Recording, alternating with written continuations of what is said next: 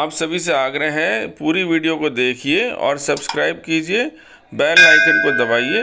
आज ज़रूरत है भारतीय संस्कृति के बारे में हमारा विश्वास दृढ़ हो और उसको जगाए रखने के लिए इस चैनल को सब्सक्राइब कीजिए। आज जो गुरुदेव की तरफ से जो प्रेरणा हुई है मुझे, जीवन से मृत्यु की तरफ हम चलते हैं, लेकिन ये जो विचार आपसे जो शेयर कर रहा हूँ मैं, मृत्यु से जीवन की तरफ। हम जब जिंदा रहते हैं तो हम बहुत सी बातें जीवन में जो भी काम करते हैं उन कामों को करते रहते हैं, व्यवहार करते हैं, मिलते हैं, जुलते हैं, बिछड़ते हैं। बचपन, जवानी, बुढ़ापा, वृद्धावस्था, उस अवस्था में जो भी हम प्रैक्टिस करते हैं, ध्यान की, पूजा पाठ की, चिंतन करते हैं, तो वो जो चिंतन होता है वो हमारे साथ रहता है। जो भी हम ज्ञान करते हैं, पाठ करते हैं, अभिमंत्रणा करते हैं, तो उसका किस प्रकार से हमारे से संबंध बनता है, और हम जब शरीर छोड़ते हैं तो क्या होता है, और शरीर छोड़ने के बाद क्या होता है, और शरीर छोड़ते समय क्या होता है। यदि इस चीज़ का हमको सबको पता चल जाए तो इंसान जो है उसको इसके प्रति उसका आस्था बढ़ जाती है कि जीवन ये शरीर नहीं है, इसके परे भी जीवन है और ये क्रमबद्ध है, लगातार चलता रहता है। हमारे गीता में बोलते हैं तो उस तरह शरीर जो छूटता है आत्मा शरीर बदलता रहता है। लेकिन मृत्यु क्यों होती है? मृत्यु इसलिए होती है कि यदि हमारा जो पहला प्रश्न है, मृत्यु क्यों होती है, पहला प्रश्न हुआ मृत्यु क्यों होती है, हम मरते क्यों हैं? हम मरते इसलिए हैं कि जब हमारी जीवनी शक्ति क्षय हो जाती है, और जीवनी शक्ति का क्षय होने का मतलब है कि हम हार जाते हैं। मन से भी हारना होता है, शरीर से भी हारना होता है, और अपने जो आकस्मिक रूप से आदमी का शरीर जब थक जाता है, कोई एक्सीडेंटली स्ट्रेस से थक जाता है, तो वो भी हारना हो जाता है। तो जैसे बीमारियां होती हैं, तो कोरोना जैसी चीज़ें, इसमें स्ट्रेस बढ़ जाता है, बॉडी फाइट कर रही है तो थक जाती है, वो लड़ नहीं पाती उस पैथोजन से, और आदमी के जो शरीर जो आत्म शक्ति होती है, उसकी जीवनी शक्ति क्षय हो जाती है, वो शरीर को छोड़ना पड़ जाता है। दूसरा क्या होता है, आदमी काम करता रहता है, स्ट्रेस में रहता है, और थक के मन का मनोबल उसका गिर गया, और वो छोड़ता है, क्या रखा है जीवन में, सरेंडर कर देता है।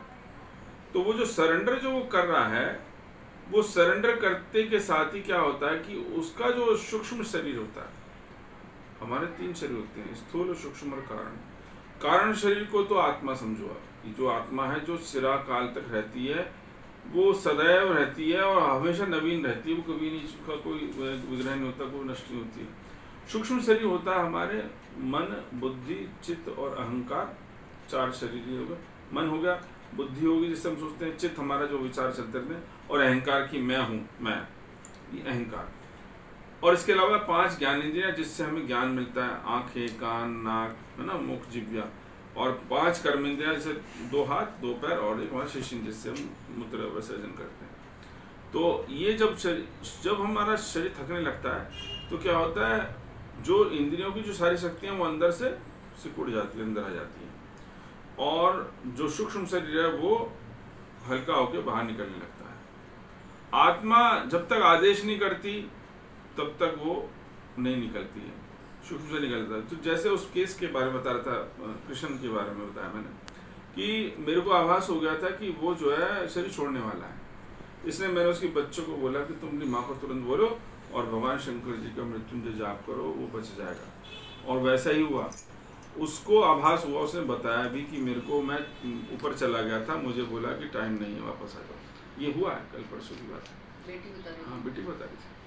तो ये जो सूक्ष्म शरीर है ये निकलने लगता है बार बार, और हमें कई बार लगता है कि हम गए। आत्मा में जो चिंतन रहते हैं उनको आभास रहता है कि क्या होने वाला है, वो हमेशा जागृत रहते हैं शरीर छोड़ते समय भी। योगी का क्या, योग बल में क्या होता है कि हमें आभास रहता है कि हम जाने वाले हैं। जिसको जागृत अवस्था में जो शरीर छोड़ते हैं वो जो है जगे ही रहते हैं मरने के बाद। और मरने के बाद जब वो अवस्था क्या होती है वो भी बताते हैं। मरने के बाद क्या होता है कि वो सूक्ष्म शरीर जो निकल गया और वो पुंज की तरह से वो हल्का हो जाता है, तो शरीर की तरह से दिखता है वो, बिल्कुल सेम टू सेम, और वो उछल जाता है, आराम से सहज चला जाता है। लेकिन जैसे ही प्राण छूटते हैं तो उसको शरीर का मोह रहता है, उस शरीर से बार बार उधर ही आती रहती है वो सूक्ष्म आत्मा जो है, सूक्ष्म शरीर रूप में उसमें प्रवेश करना चाहती है। जब लगाव रहता है उसको अपने परिजनों से तो परिजनों के पास रहती है। कम से कम वो समय जो होता है कालखंड कम से कम हफ्ते से लेकर महीने भर तक वो शरीर जो है के पास मंडराती रहती है आत्मा। उसकी जो अवस्था होती है वो 1 वर्ष से लेकर के 12 वर्ष तक अगला जन्म ना मिलने वाली होती है। पहली जो अवस्था होती है उसमें एकदम शरीर छूटा, जैसे बुढ़ापा हो गया, परेशानी होगी, शरीर छूटा तो एकदम से शरीर छूटा जैसे ऐसे चला जाता आदमी जैसे गहरी नींद में सो गया हो। वो करीब महीने, 3 महीने, 6 महीने, 7 महीने, 6 महीने तक वो सोती रहती है आत्मा, रेस्ट करती है। फिर उसके बाद वो अपने कर्मों का भोग चलता है। फिर क्या होता है, जो हमारे संस्कार जो गए होते हैं, जो याददाश्त हमारे साथ गई है, उसमें से निकल के जो है स्वर्ग और नरक का डिवीजन होता है। कोई ऊपर नहीं जाना होता स्वर्ग नरक। हम इसी शरीर में रहते हैं, इसी पिंड में रहते हैं, आत्मरूपी पिंड में रहते हैं, घोंसले में रहते हैं, इसी घोंसले में। और वही स्वर्ग नरक की जो अनुभूति होती है, जो महसूसी होती है, वो हमें दुख और सुख की अनुभूति कराती है। वही स्वर्ग और नरक है। जो आपने किसी को कष्ट दिया है तो आपको जो वेदना होती है वो ऐसी वेदना होती है जैसे कि किसी बाप के द्वारा तलवार चला दी जाए और उसके बच्चे की गर्दन कट जाए और उसका धड़ तड़पता रहे ऐसे, और देखते हुए जब उसको तकलीफ हो कि मुझसे क्या हो गया, वो इतना भयंकर जो वेदना होती है, ऐसी कष्ट होता है इंसान को। मतलब वो दुख ही ऐसा फील कराती है कि ये तुम कष्ट हो रहा है तुमको, जो हमको पता है कि ऐसे ऐसे दुख होता है, कढ़ाई में सेक रहे हैं, मार रहे हैं, सजा दे रहे हैं, दंड दे रहे हैं, वो भी होता है, लेकिन वो मन को होता है कष्ट। वो मन का ही कष्ट हमको महसूस होता है, क्योंकि जो कष्ट हम जैसे स्वप्न में भी महसूस करते हैं, ऐसे लगता है कि अभी गए, है ना, तो ऐसे ही फीलिंग होती है। तो हमको कोई ऊपर कोई लोक नहीं है कि हम ऊपर लोक में जा रहे हैं, कि ब्रह्मा जी के पास जा रहे हैं, विष्णु जी के पास जा रहे हैं, वो तो परम परमेश्वर सत्ता तो है, सत्ता को तो डिनाई नहीं कर सकते, लेकिन उस सत्ता ने व्यवस्था ऐसी कर रखी है, हमारी आत्मा में सब कुछ कैद है। हम इसको जितना जगा लेंगे, जितना इसको अभ्यस्त कर लेंगे भगवान के ध्यान में, चिंतन में, उतने आनंदित रहेंगे। और जो शरीर छूट जाता है वो उसी परिवार में वापस भी आता है, क्योंकि उसको लगाव होता है, अटैचमेंट होता है। वो वेट करता है कम से कम जब तक वो कोई गर्भस्थ होने लग जाए परिवारजन, तो और उसकी इच्छा यदि रहती है बलवती कि मुझे ये करना था, मेरा ये नहीं कर पाई, मुझे ये करना चाहिए था, ये मेरे से होगी गलती, मुझे सुधारना है इस चीज़ को, तो उस दौरान ये चीज़ें होती हैं। अब जो लोग अकाल मृत्यु हो जाते हैं उनके साथ क्या होता है, अकाल मृत्यु वाले लोगों के साथ क्या होता है कि वो लोगों का जो शरीर होता है वो शरीर भी दिखता है लोगों को, चलता फिरता। साधारणतः मृत्यु में ऐसा नहीं होता। साधारणतः मृत्यु में आदमी गया और वो विश्राम में चला जाता है, फिर वो अपने पुण्य पाप को भोगता है, फिर वो परलोक में उस समय रहता है, फिर वो पुनर्जन्म लेता है। ये चक्र चलता रहता है, प्रक्रिया चलती रहती है। लेकिन जो आकस्मिक डेथ होती है उसमें शरीर का कुछ अंश, ग्रॉस बॉडी भी रहती है, तो उसका प्रॉपर संस्कार नहीं हो पाते हैं, तो वो आत्मा भटकती है, वो उसको प्यास होती है कि मेरे को तृप्ति नहीं होती, उसके बदले की भावना रहती है, रिवेंज रहती है उसके अंदर, तो वो जो होती है वो आत्मा जो परेशान रहती है, छटपटाती रहती है। तो इसलिए व्यक्ति को अपने जीवन को संयमित करके, अपने व्यवहार को सहयोगी करके, आत्मचिंतन करके, सत्संग करके अपनी आत्मा को उज्जवल करना चाहिए, और कोशिश करनी चाहिए कि जो भी हमसे गलती हो उसकी इसी जन्म में क्षमा कर लें, और उससे अपने को हल्का रखें। और शरीर जो है, जब तक शरीर ठीक रहता है, शरीर नहीं छूटता, आदमी मरता नहीं है कारण आदमी खुद ही बनता है अपने व्यवहार से, अपने संयम ना करने से।